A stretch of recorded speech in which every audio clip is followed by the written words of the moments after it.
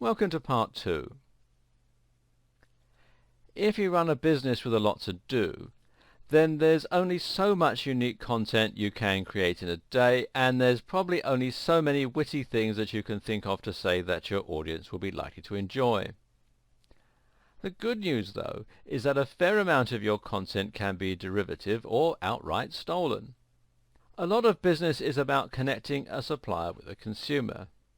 If you own a supermarket, for example, then it will be your job to buy groceries at a low wholesale price and then sell them on at a higher retail price to your customers. You aren't creating anything new, you're just acting as the middleman and getting paid for it. Running a Twitter account is often very similar to this, and in many ways your job is now to scour the web for useful and interesting content, for news and stories, and then to share that with your audience. It might feel a bit odd that you're essentially profiting from somebody else's hard work, but think of it instead as finding an audience for something that someone else has created, while at the same time curating content for a market that you know will love it. That's a great service you're providing. And it just so happens that this process is also a great way for you to keep your Twitter account active with great new content, and it involves barely any work on your part. So make sure that you're continuously reading up on topics relating to your business. This means you should be reading other blogs, following other Twitter users, and reading magazines.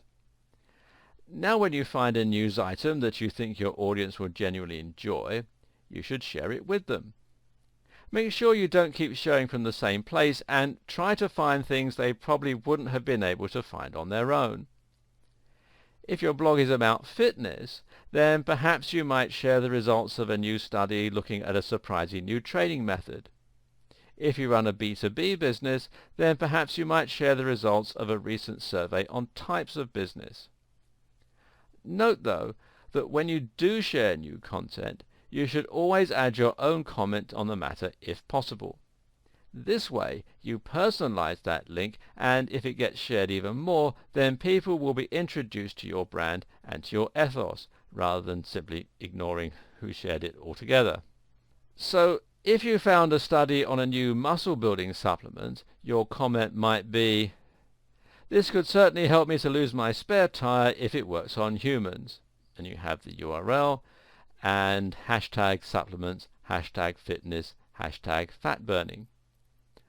Or, let's see how many con artists jump on this dubious study. And again the URL, hashtag snake oil, hashtag research, hashtag fitness industry.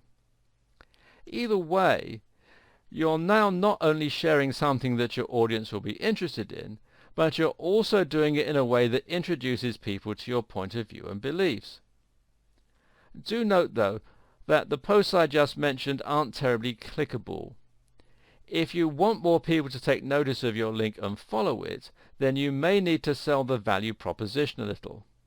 For example, "It's early days, but the results of this study on mitochondrial function could completely change my pre-workout stack." The URL, and then hashtag excited, hashtag mitochondria, hashtag fat burning. This will grab more attention because it provides a little more information. We know that it's about mitochondrial function, and because it shows the potential implications and how they might be relevant to your audience. Doing this is important because it will make your feed look more interesting, and it will increase engagement with your content so that more people actually read it and come away with a positive experience.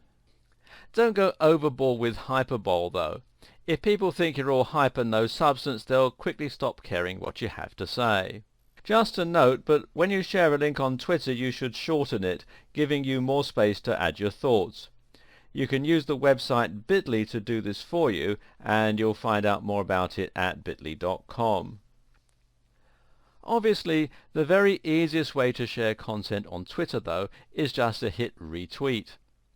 Again, you can do this while adding your own commentary, and it's a great way to encourage more discussion.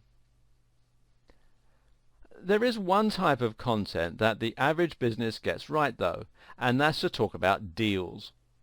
This is something that surveys suggest followers do like to hear because, of course, it provides them with value in the money that they can save.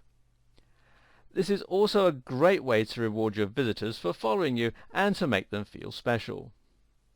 If you have a product or service then, make sure you occasionally offer promotions to your Twitter followers, and this is also a good way to get retweets if your followers know others who might benefit from what you sell. Giveaways are even better.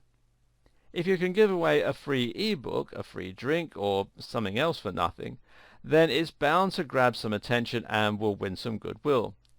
We'll be coming back to this in a subsequent video. All this advice should help you to start adding real value to your Twitter account, which will make a massive difference to the way you're seen by your followers and ultimately to how many people choose to start following you. This is far preferable to talking entirely about your products and services without actually offering anything in return. Unfortunately though, some businesses are going to be resistant to this idea. This is a problem that many social media marketing agencies will face. They approach a company like our imaginary EPOS business and present them with a strategy. The problem is, the EPOS company thinks it's unprofessional to talk about business as a whole or subjects they feel are off topic. They don't want to showcase other companies by retweeting or sharing links, and they certainly don't want to be seen as having an opinion. Don't be that company. Playing it safe is actually the surest way to appear out of touch, uninteresting and uninspired. It might feel a little risky at first to appear conversational or to discuss a wider range of topics, but that's precisely what will make you interesting. What's key is simply that your business has a clear identity and mission statement. As long as you adhere to that at all times, being a bit more adventurous with your content will pay off. If you do choose to use an agency for your digital and social media marketing, make sure they're thinking along these lines.